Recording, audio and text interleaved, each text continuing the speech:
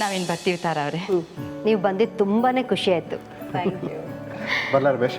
Okay Chandru, take care. ತುಂಬ ಹೊತ್ತಾಗಿದೆ, ಹೋದ್ಮೇಲೆ ಒಂದು ಮೆಸೇಜ್ ಮಾಡಿ. ಸರಿ. ಓ, ಮೆಸೇಜ್ ಅಂತಿದ್ದಂಗೆ ನೆನಪಾಯ್ತು, ಫೋನು ಪುಟ್ಟಿ ರೂಮ್ ಹತ್ರ ಬಿಟ್ಟಿದ್ದೆ. I just go get it. ಬಂದೆ ಅಮ್ಮ. ಓಕೆ.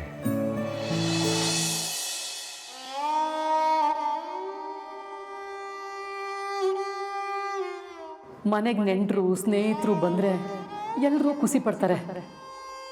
ಆದರೆ ನಾನು ಎಲ್ಲರೂ ಹೋದ್ರೆ ಸಾಕು ಅಂತ ಕಾಯಂಗ ಆಗೋಯ್ತಲ್ಲ ಮಾರವ್ವ. ಈ ಸಂಕಟದಿಂದ ಯಾವಾಗ ಮುಕ್ತಿ ಕೊಡ್ತೀಯೋ ಏನೋ.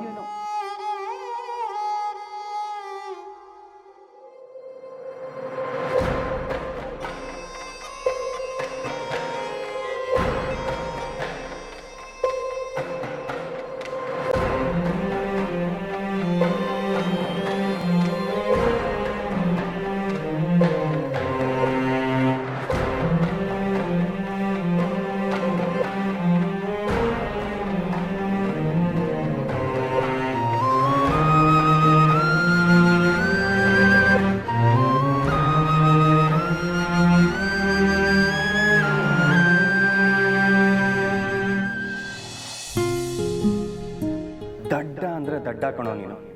ತಯಾರಿ ಎಲ್ಲ ಚೆನ್ನಾಗೇ ನಡೆಸ್ತೀಯ, ಆದರೆ ಆ್ಯಕ್ಚುಯಲ್ ವಿಷಯ ಮಾತ್ರ ಹೇಳ್ದೆ ಬಿಟ್ಬಿಡ್ತೀಯಲ್ಲೋ. ಈಗ ಕಮಲಿ ಅವ್ರಿಗೆ ನಿನ್ನ ಮೇಲೆ ಏನು ಅಭಿಪ್ರಾಯ ಇದೆ, ಅವ್ರು ಒಪ್ಕೋತಿದ್ರಾ ಇಲ್ವಾ ಅಂತ ಗೊತ್ತಾಗೋಕೆ ಮುಂಚೆನೇ ಎಲ್ಲ ಹಾಳು ಮಾಡಿಕೊಂಡೆ.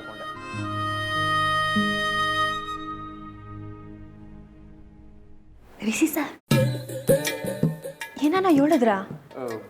ಏನಾದರೂ ಕೇಳಿಸ್ತಾ? ಕೇಳಿಸ್ದಂಗೆ ಆಯಿತು. ಇಲ್ವಲ್ಲ, ಏನೂ ಹೇಳಿಲ್ಲ.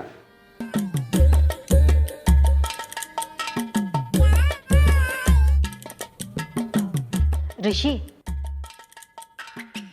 ಚಂದ್ರು ಅವರು ಕಮಲಿ ನಿಂಗಿನ ಡ್ರಾಪ್ ಮಾಡೋಕ್ಕೆ ಲೇಟ್ ಆಗುತ್ತೆ. ನೀನು ಇವರಿಬ್ಬರನ್ನ ಹಾಸ್ಟೆಲಿಗೆ ಡ್ರಾಪ್ ಮಾಡಿ ಬರ್ತೀಯಾ?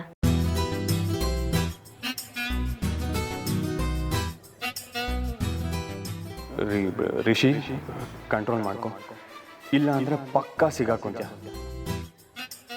ಅಮ್ಮ ನಾನಾ?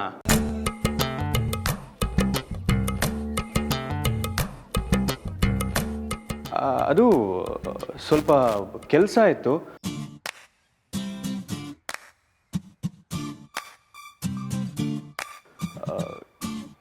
ಏನು ಮಾಡೋದು?